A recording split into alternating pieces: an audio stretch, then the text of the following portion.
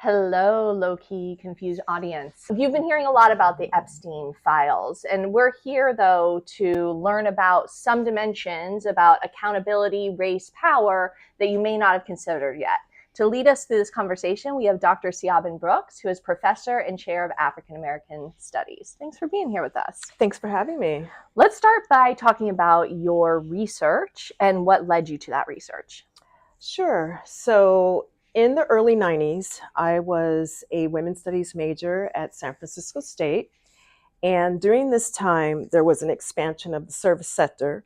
And there was also an expansion of college-age women who were actually working in various aspects of the sex industry. And so in my classes, I learned about one such club called the Lusty Lady, which was known for being what's called a feminist, women-led and operated club, which made it very different than the stereotypical male-dominated clubs. And so through my classmates, I actually became an exotic dancer briefly from ages 22 to 27 as a way to supplement my financial aid, which was why most of us was doing it. Even though this was before student loans, it was still hard to get by in college on the financial aid. And so when I was there, even though it was a feminist club, it was ran by women. Most of the women were artists. They were from the Bay Area. I found out very quickly that there was a lot of racism in this club. There was a lot of racial stratification. They did not hire Black women, I learned after the fact. So there were like 70 dancers, and out of 70 dancers, 3 of us were Black and were segregated within the club. Wow. So you had various tiers of this club. It was kind of a peep show. But even within that, Black dancers were scheduled for less shifts, didn't have the same opportunity to make money. And then also there were other issues in the club. At this time, the internet was not really taking off, but people were videotaping women without their consent. And so we joined SEIU Local 790 in 1996. So I was a union organizer. And so from this particular experience, I went to grad school and I got a PhD in sociology. And I studied basically racial segregation in exotic dance clubs using the format of how sociologists study housing segregation and education segregation, right? So what I learned was that most Black and Latina dancers work in what would be considered really seedy, shady kind of work conditions, where there's no security or very like low security, dim lighting, and reputations that customers could just sort of go in there and do whatever they want, right? And then the high-end clubs, there were not a lot of women of color there. And so that was what my dissertation was, and it basically turned into my first publication, Unequal Desires, Race and Erotic Capital in the Stripping Industry, which is in our library. Oh, wow. Oh my gosh, so many follow-up questions. So can I start? Okay. But I am interested, even before we get to the racial differences, how a feminist club owned by women may have, just to take the gender aspect, how that may have been different than a club owned by men. So what were some of the differences? That's a great question. Some of the differences were, one, because the president was a woman. The club started in the late 70s in Seattle and then opened in North Beach in the early 80s. And so it was sort of a spinoff of 70s sex positive feminism, even though it was bumping heads against the anti-porn feminism, such as Catherine McKinnon, Andrea Dworkin. So there was that. So there was the sense of, it was also part of the gay liberation kind of, culture. So it was part of female empowerment. And so that was sort of different. It was also different in that people were separated by glass. So it wasn't like you were like lap dancing like how most strip clubs are. And so I think that was the feminist aspect, in that it was sort of modeled off of kind of the 35 millimeter film, like the film culture, except it was like real. So a window would open up and you kind of get like this old school kind of like, burlesque sort of performance, right? Mm-hmm. And also there was security, right? The men that were hired there were very forward-thinking men. Mm-hmm. And so there was a sense of protection. There was a sense of making sure women had what they needed.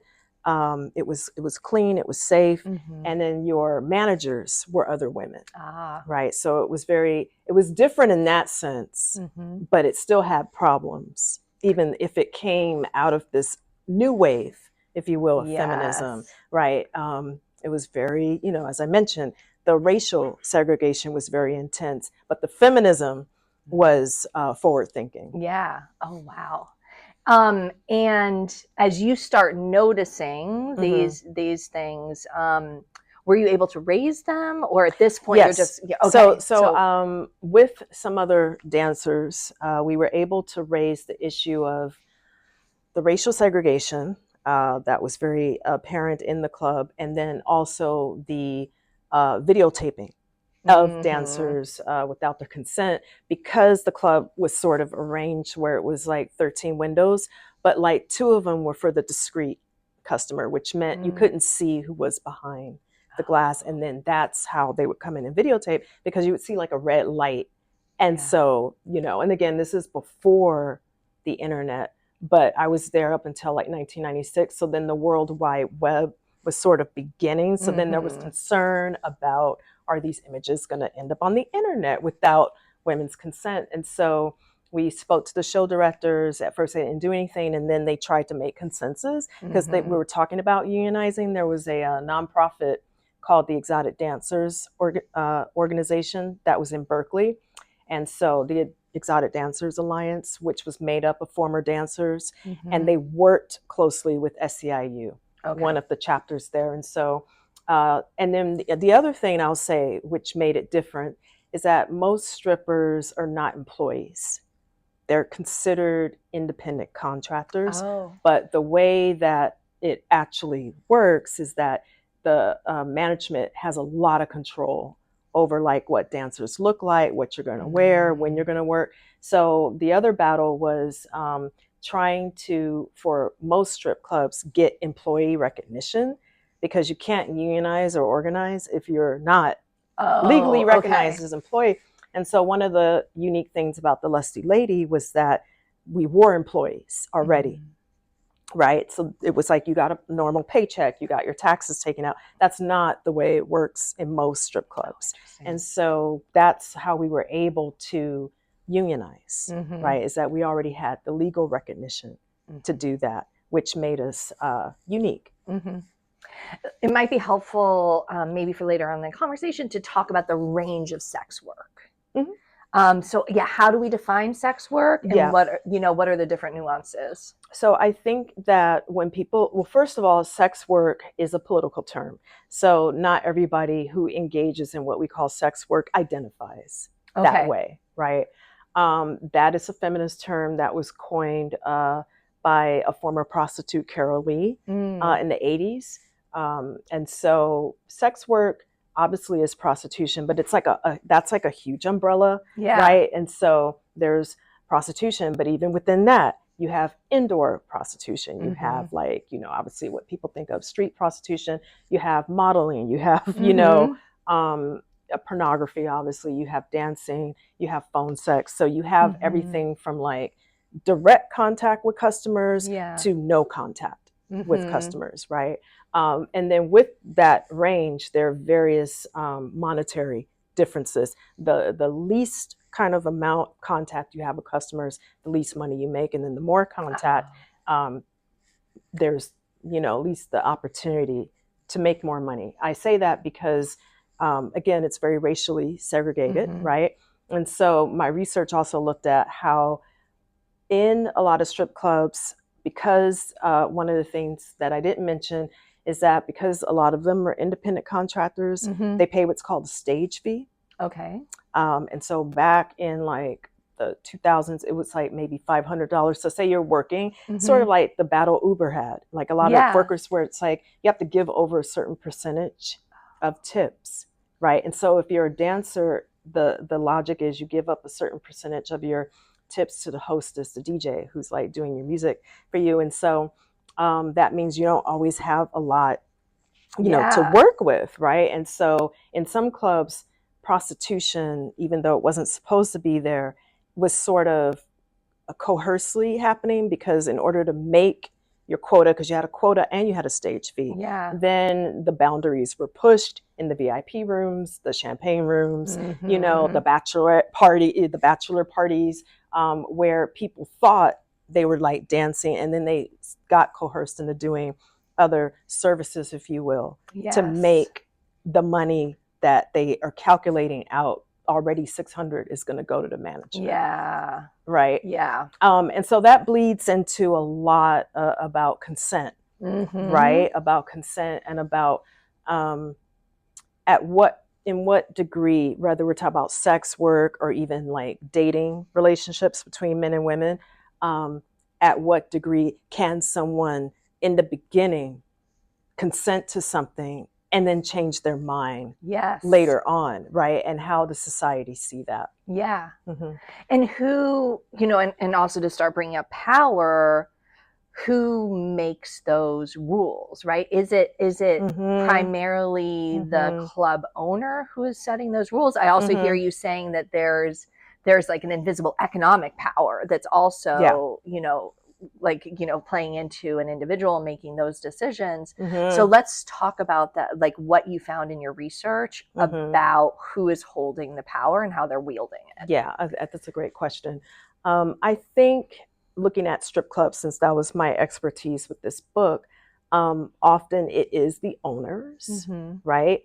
And it is the owners that are making market decisions without any real basis or research for them. So like in my case, it was at the time where I was working, it was a peep show. So in order to operate it, one just needed a quarter. It was like we're talking about the 90s, right? So it's like bill machines, what I mean? So it was like a quarter, then it was like maybe, $5. And there was another component of the club where you could have like an intimate experience with the dancer. And then to operate that, it was $5 for like 3 minutes. And so the argument that was given to the Black dancers was that white men would prefer to see a Black woman for a quarter on the stage versus pay the $5 for like more minutes. And I was like, well, how do you know that? Right. And they kept saying, well, Black women will make the club lose money if we put them there. Wow.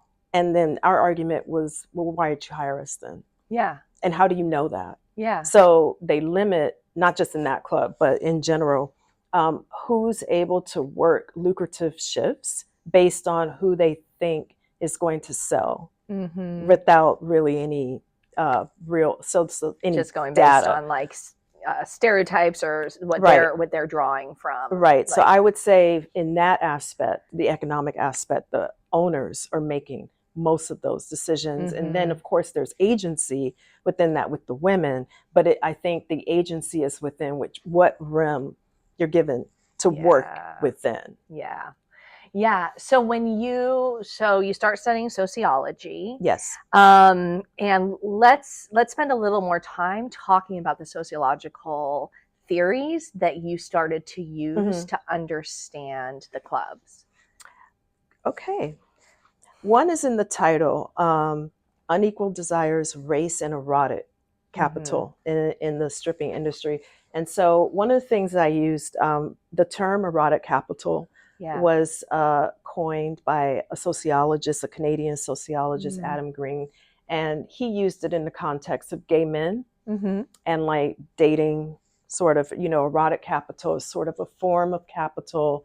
It has Marxist sort of, traits to it, but it's a form of capital that we use and that we're judged upon, and it has monetary value. So erotic capital would be voice, weight, body type, obviously race, right? And so I used the term, but I added racialized erotic capital. So in my research, I argue that the notion of beauty and attractiveness and erotic capital is socially constructed and it's highly racialized, right? So it's based highly on like body type, race, but all these other things, and that it could be converted into other types of capital. Right. And so that's what I talked about in the club. So if someone has high erotic capital, they can exchange that for more money. They can exchange that for social resources, right? Based on the kind of clientele they're getting. So basically, it's like leapfrogging women who are high on the erotic capital list into other aspects of capital, right? Better housing, educational opportunities, higher pay, right? And so that was the model that I used in this book. And I was also encouraged by Patricia Hill Collins's work on Black feminist thought. Hypersexualization was a term I use a lot. And so one of the things I argue is Black women have low erotic capital in these industries, precisely because they're often assumed to be prostitutes when they're not. And so I really spent a lot of time talking about stereotypes that affect Black women, right? Like in slavery, the notion of the Jezebel, which is a stereotype, but that some people would think, oh, well, if Black women are already seen that way, wouldn't they do really well in the industry predicated on selling like sexual fantasies and such? Right. And my theory and what I had argued in my research was, no, it's the opposite. It's because they're already seen as for sale, so to speak, then why pay to see them? Why pay more? Why, you know? And so I look at music videos, right, a lot in my research, and sort of looking at this notion that there's like a kind of perception that Black women are already visually for sale. You look at Cardi B, you look at Megan Thee Stallion, right? Those are very sort of sexualized videos. And Black women tend to be sexualized in the music industry different than white women. You're not going to see Taylor Swift do what Megan Thee Stallion does.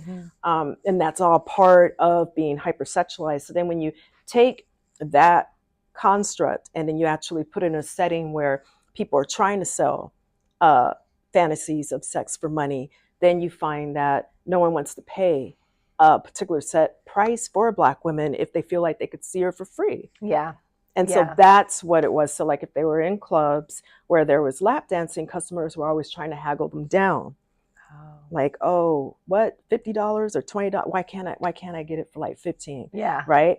Whereas they wouldn't do that to non-Black women. If she said, well, this is the price, it's like $50 for how many minutes, the men would just pay that. But with Black women, there was always this pushback. And I also talk about how stereotypes of Black women being welfare queens play into their, you know, when they're actually being interacted with in this space, there is this notion that they're asking for things they don't deserve. And does this feel like a American cultural phenomenon? Was this regional? What did it's American. Okay. It's so American.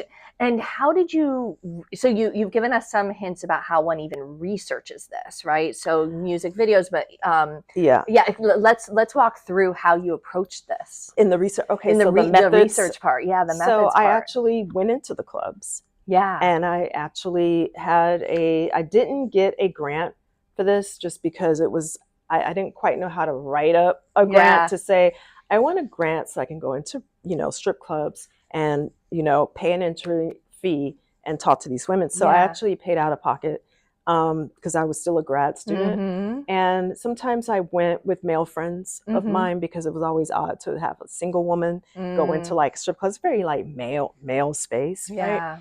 And so I interviewed dancers when they were on their breaks.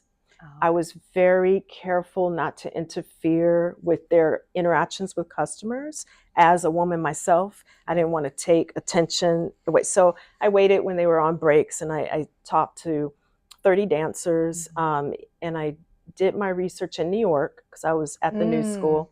So I did a club in the Bronx that was mainly women of color. I did a gentleman's club that was in Manhattan that was mainly white. And then I did a lesbian club because there's queer components of these things as well in Oakland, California. And so that's how I was able to gather my research. And is what a lot of the things you've told us so far, those were universal across all the three different settings, or what were there key differences? There were some differences, I would say, in the club in the Bronx. Mm-hmm. There were more women of color. It was located in, I would argue, more dangerous sort of settings, which is where I argue that the strip club kind of represents housing, education, right? It's sort of a similar kind of like parallel. We just don't think about it as an institution like that, but it is. So, but so they were able, even though it was more dangerous, sometimes they were able to make a little bit more money because there weren't like a lot of regulations. And so that was one thing. And then in the gentlemen's club, they were more minoritized, the few Black women that were there, but the working conditions were better. And they had higher paying clientele. Okay. Because this was in Manhattan, where there's a lot of businessmen, right? And then in the lesbian club in Oakland, what was interesting about that is it was more community. So it was more information about queer events. It was more information about social services mixed in this, and it was more about women empowering themselves and female entertainment for other women, which is a little different than like men. One would think that would be a lot different, but you're saying it was just like what components were still there? I think when we look at queerness, when we look at women, queer identified women, sometimes we think inherently being queer sets someone apart from heteronormativity, and that's not necessarily the case all the time. So sometimes you have women, particularly kind of more of the masculine spectrum, I would say, that sometimes internalize sort of same behaviors as like men, where they go into a club and they see a woman and they're kind of like trying to boss her around, or they, you know what I mean? That was less of it, but that it wasn't completely devoid of it. Yeah.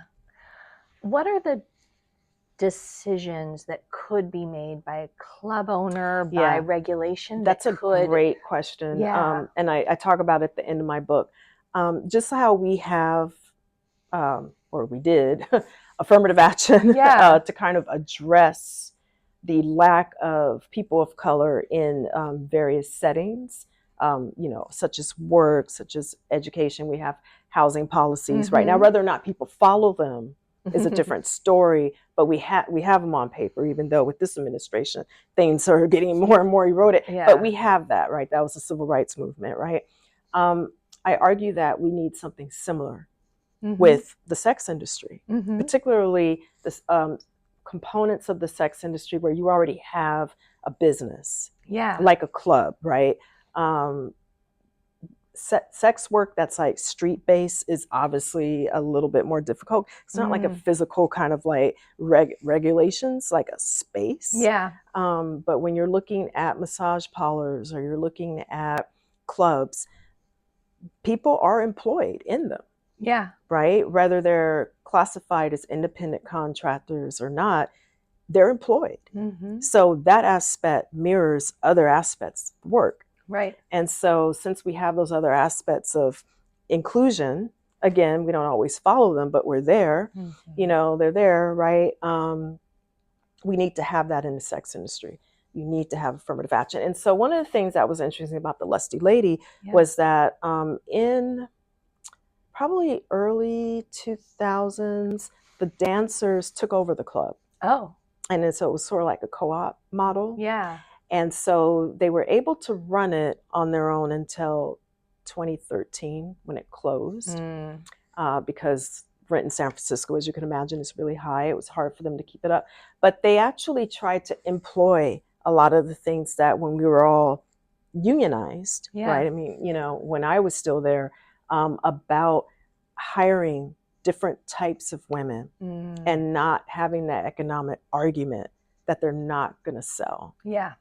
Right. And so they were successful in trying to do that. So like from the time that the Lusty unionized, 1996, to when it closed, there was more Black women hired in its whole history of being in existence since 1982. Wow. Are you still publishing in this area? Like, do you like? So I think part of what I'm wondering whether there has been change, and I also when you started talking about technology, I started to also wonder about how internet spaces have taken shape. Yeah. Angela Jones is a sociologist that specializes in camming, like webcamming culture. Oh, yeah. That would be where you would see a lot of the changes, right? The other, so I think that has been a direction of sex work that is being studied and theorized more. But even there's still some inequalities, like algorithms that work in disadvantage to women of color. But at the same time, you have more agency, right? There are, thinking about, the Epstein files, right? And sort of what we've been hearing in the media. One of the things that's missing from that is sort of consent and sort of the difference between sex work and sex trafficking. And I think when we have these discussions, it's all conflated. And then the answers are all around law enforcement and how we need to crack down on sex trafficking. And I think the problem with that is what ends up happening. Sex workers, people who are actually choosing to go into the industry, are harmed by a lot of these anti-trafficking laws that don't get the people that they intend to get. They get the people that are trying to make a living, right? Yeah, and let's pause there. What is the definition of sex trafficking?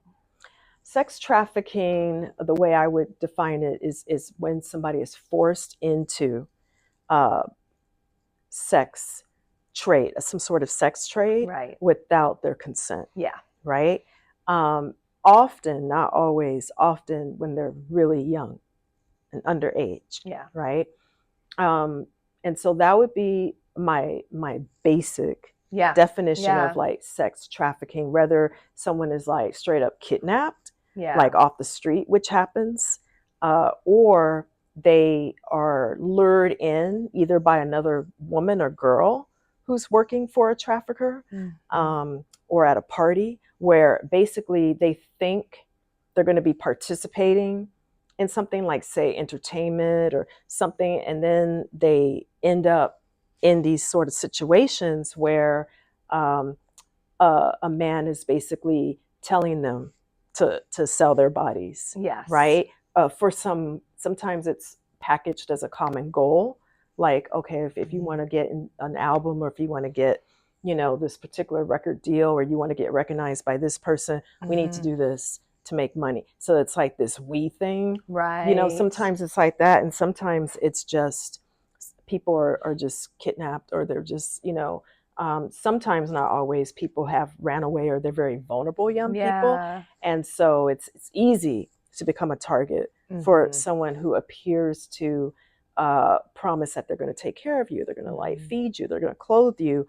But then here's sort of what you're really doing. I think about International Boulevard, for instance, in Oakland, where that's notorious. It's mainly Black girls, right? From as young as like 11 to like, 18. So when I first heard about the Epstein files, I was like, wow, that's like really horrible. It's like blowing up. It's part of this whole like Me Too. Like, you're starting to hear a lot about powerful people like Weinstein. Then it's like, P. Diddy, obviously we're hearing about that with the hip hop industry, R. Kelly, these documentaries coming out, Cosby, all of these powerful men are just like, as they should be, right? Right. And then I was also, as I was sort of listening to the survivors of the Epstein assaults, I was thinking, it's good that the general public is sort of being, exposed, if you will, like this happens, and this is part of like that this administration that, right. We're under so many problems with it, that, main thing, right? Case in point, but that what's missing are the stories of poor and working class girls and women of color, where this has been happening to Black and Indigenous women for decades. Yes. they're either missing and sex trafficked, Right. right? And we don't really hear about that. Yeah. And so that was one of the things I was thinking about. And then I was also thinking about this sort of distinction, like when you listen to some of the survivors, they're like, well, Right. I'm not a prostitute. And that is true. Yeah. But then I was also thinking, well, the assumption also there is if you are a prostitute or in the sex industry, you deserve abuse, right? Like people Interesting. don't really think Yeah. that a lot of the sexual harassment law that feminists have, created, some of that actually came from sex workers, right? Because Yeah. who would know more than, somebody who's working in an industry that's considered, very Yes. patriarchal. But even there, right, there are rules and regulations that Yeah. people don't think about, right? Mm-hmm. And so if you're a street prostitute, right, the same thing, like there's a difference between consent Yeah. and like not, Yeah. Yeah. there's a difference between, you know, knowingly going into an industry, knowing what you're getting into versus being kidnapped into it. Right. Right. But all that gets conflated. Yes. And so I was thinking, what's missing is those two groups have very different needs. Yeah. And they need to be teased out. Mm-hmm. Right. Survivors of such sex trafficking, they need resources. Mm-hmm. They need, in addition to legal help, and I'll talk about that a little bit more. The legal help is actually damaging in a lot of ways, but housing, education, mm-hmm. right? They also need a way to reintegrate back into their home communities if they've been trafficked, because like that's a stigma, particularly if you're talking about a young girl, who hasn't completed high school. Yet, and you're thinking, okay, how are we going to reintegrate her back into community where she's coming in with the stigma? Right. Because we do blame girls and women for what happens to us. Yeah. Right. We know this very kind of women blaming society. Right. And so that's one part of it. And then sex workers who are actually in the industry need protections, and they need to be able to work in a manner that makes sense for them, right? Mm-hmm. And so the law piece is complicated because one of the things with the conversation around the Epstein files is sort of like, who is the perfect victim in these sort of things, right? Mm-hmm. So the perfect victim is someone that we presume totally innocent, didn't know what they were getting into. And then sometimes the women, some of the 19 and 20-year-olds are referred to as girls when they're not. And why can't we talk about that? It's almost like in order to be seen as a victim, everyone has to be like a girl.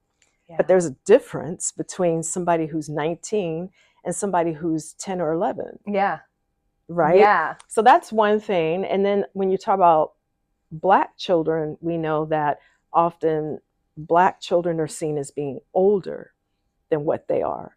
So when we're talking about actual, girls that have been sex trafficked, law enforcement abuses and incarcerates young Black girls, often on the pretense that they've consented, even if they're 12. They're older than what they are. Mm-hmm. And so they're not seen as victims. Yeah. Oh, wow. Right? Yeah. So that's that's why people don't come forth either. Yeah. Is that because prostitution is illegal, you'll be incarcerated. Yeah. Wow. Is there anything more you want to say about the legal system in this setting, in this line of? Yeah, I mean, I know that it can be a tool. Obviously, people who are, advocates for survivors. Yeah. I mean, it can be a tool. I just think because policing in general has such negative effects on communities of color, that when people are really in need, they find themselves just further abused by the legal system. Yeah. Right. Yeah. I think about some of the acts that have come in to try and protect against sex trafficking and, again, harm sex workers. And one of them is the Fight Online Sex Trafficking Act. And then the other one is, there's FOSTA, and then there's Stop Enabling Sex Trafficking Act, both signed under the Trump administration Okay, in so federal, these are 2018, federal and state. laws. Federal and state, Right. okay. And so basically what they have intended to do was crack down on websites like Backpage in terms of advertising sex. But what happens is if you are trying to get clients and you're a sex worker, it has put people in danger because you can't advertise yourself, so your clients can't find you. And then also sex workers among themselves, they have like what's called a client list, so that they warn people, oh no, watch out for this person, he's unsafe. And then so when you can't like put that information up, then you actually have people who are more at risk for being trafficked, because now you don't know who you're dealing with. Yes. Going back to the Epstein files, you've laid out so well the damage some of the news coverage has had, right? It's conflating, people are being sloppy, right? It's conflating sex work with sex trafficking. It's kind of enshrining the perfect victim image. Is there anything good that's come out of the coverage? Sure.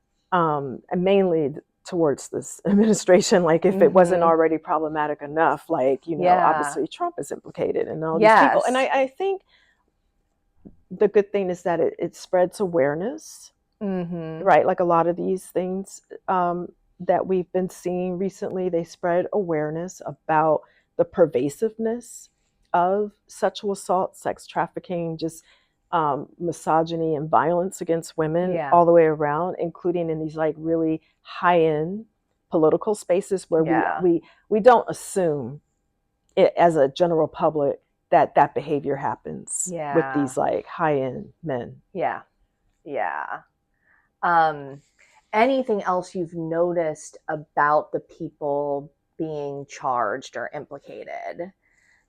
The range. The range is wild. I'm like, wow, like Clinton, like, and then it's also like, okay, people who are there, what are they doing? Are they just enabling it? Of course, the people claim they didn't know what was happening, but just like the network was fascinating, and the academics too who are implicated, right? Spiritual leaders. Like, I think to me, it just shows how ingrained misogyny is, that it cuts across all of these lines. But is this true? I did hear it mentioned, though, most of the people implicated are white, right? Like it also shows some entrenchment in terms of how these power networks, who is in these power networks and who isn't in those particular power networks. Right. Yeah. I think that's what I've seen in looking at that as well. I think Oprah was implicated. I'm not really sure what was going on there. Naomi Campbell was in it. But through the men that they are associated with. But it's mainly a lot of powerful white men. So I think that was eye-opening for the general public. Right. Yes.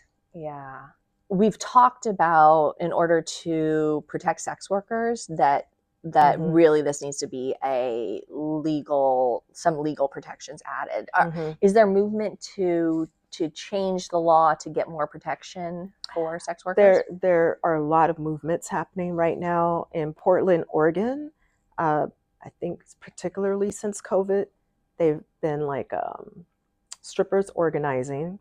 There is a nonprofit called the Haymarket Collective, made up of strippers, to try and get legal rights. Again, I think this is spearheaded by a Black woman. So the argument there is Black women need to work. Like, that's the first thing. Like, a lot of clubs just don't hire Black women. And so they need to work. So that is a movement happening currently in Portland, Oregon. They need to have like a living wage, right?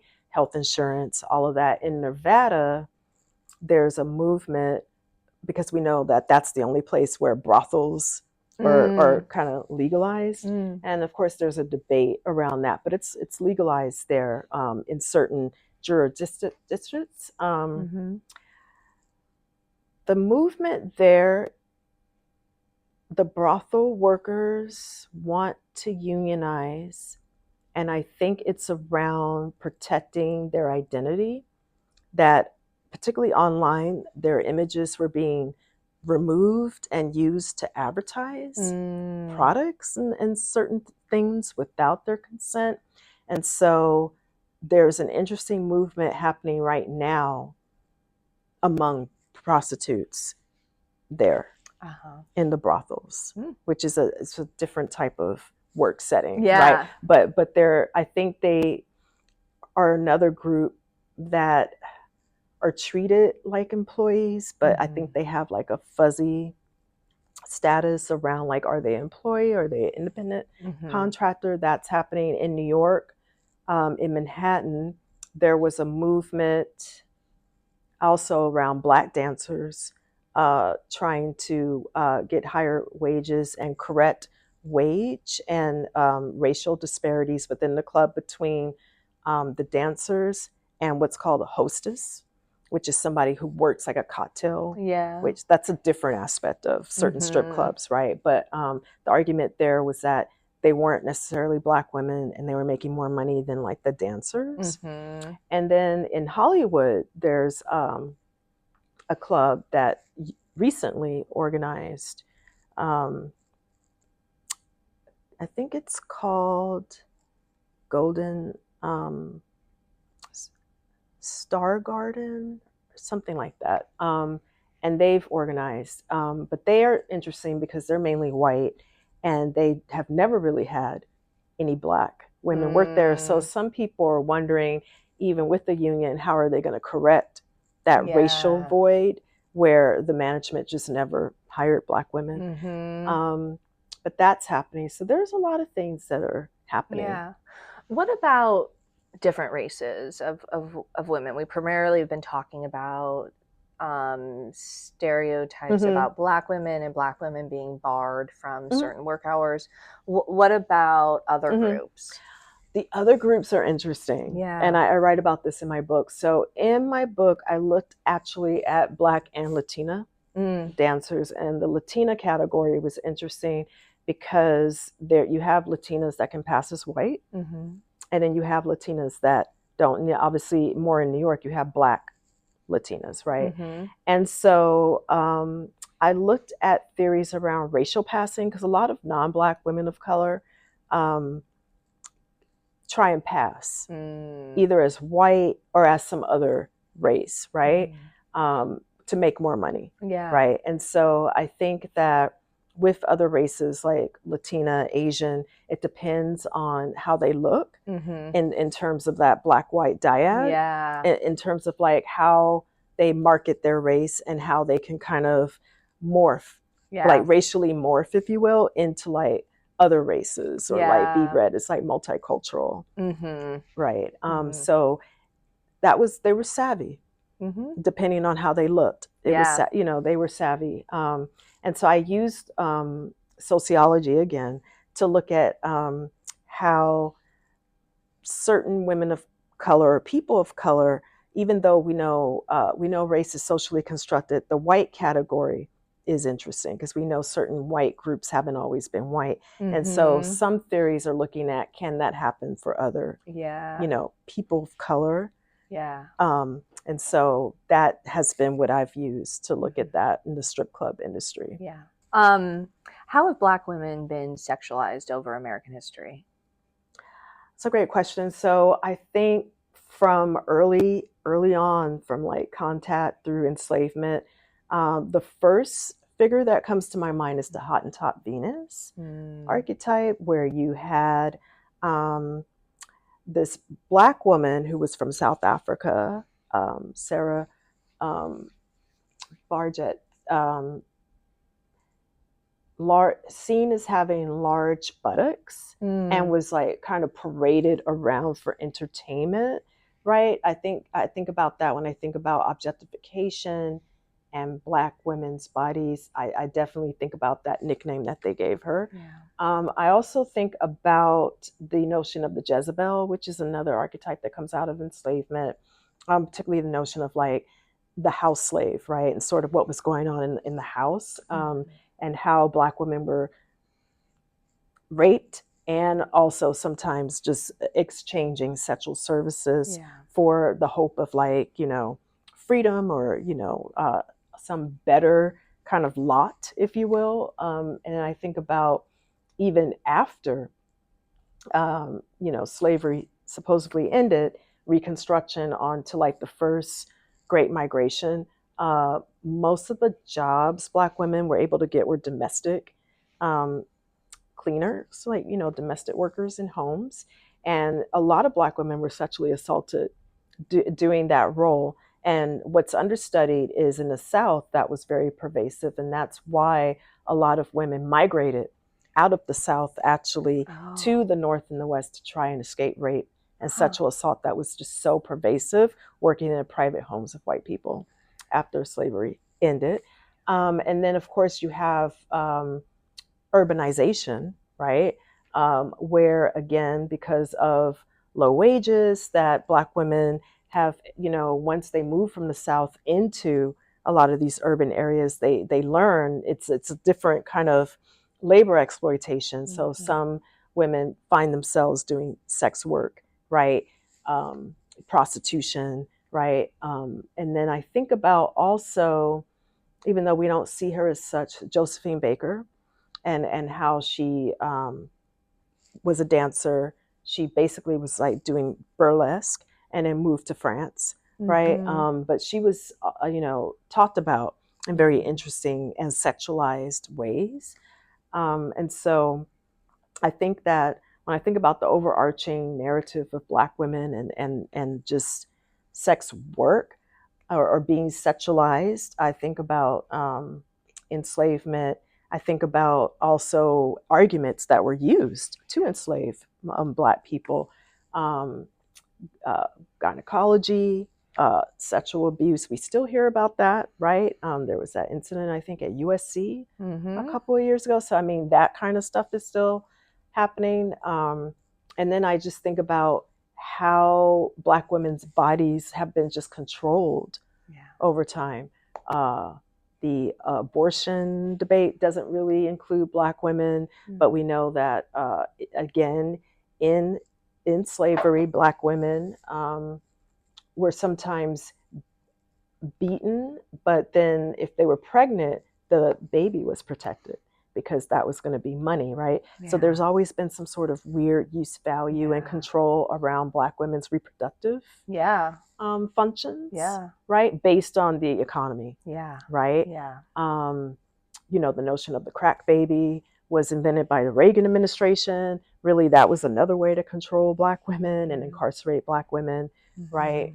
Foster care, all of these things sort of, to me, derive from this larger topic of not just sex work, but overall control, state control of Black women's bodies over the centuries. Okay, we're going to transition to African American studies. Ready? Okay.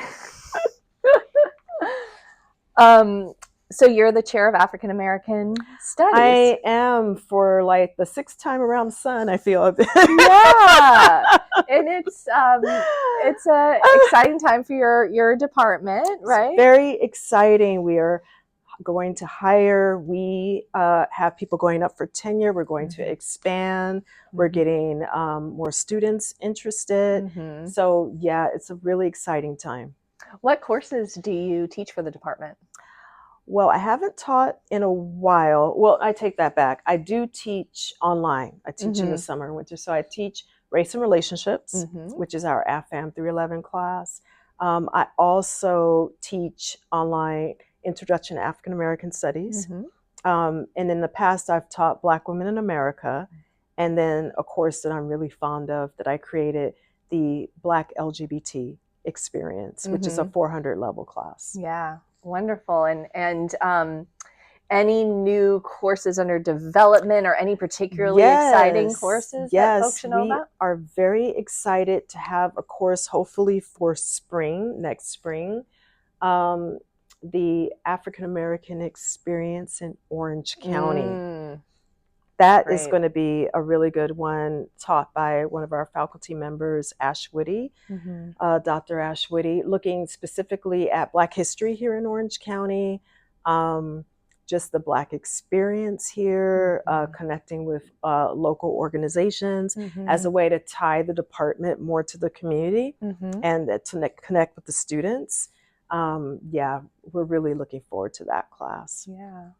And so one can either be a major for in African American Definitely. studies. What other options are there for students? I think a lot of our students, once they take some of our courses, they realize how easy it is to double major with us. So we have double majors with criminal justice. We have double majors with gender studies. We have double majors with sociology, since myself and Ash Whitty, both sociologists. And then American Studies and History. Oh, wonderful! And then you also have a minor, right? We have a minor, which we that's probably the easiest gateway that people learn about us. They've already had their major. We're always trying to get them to double major, but if they don't, yes, they can have a minor, and the minor goes really well with business. It goes well with sociology. It goes well with English. So yes, we have about 18 minors. Yeah. So hopefully we can flip some of those into majors. Yeah. And you also, there are events you put on every year. Yes, we have our annual banquet coming up for our graduates May 5th. So that's going to be exciting. We had for Black History Month, Kevin Powell, hip hop journalist, come out. He's been coming out for the past 3 years. And then we have a Kwanzaa event that happens every December, early December. Great. Could you also collaborate with the Institute of Black Intellectual Innovation? Yes, that was an institute that myself and Dr. Natalie Graham, who's no longer teaching at Cal State Fullerton, developed, and it came into fruition in 2020. And it was a way to kind of have a space so that we can showcase Black scholars, Black student research or research that's centered around Black issues, and also build connections with our community partners. And now you have a space. IBII has a space up on the 6th floor. Yes, PLS on the 6th floor, yes. Yeah, wonderful. Yes, Great. Good things are happening. Yes, good.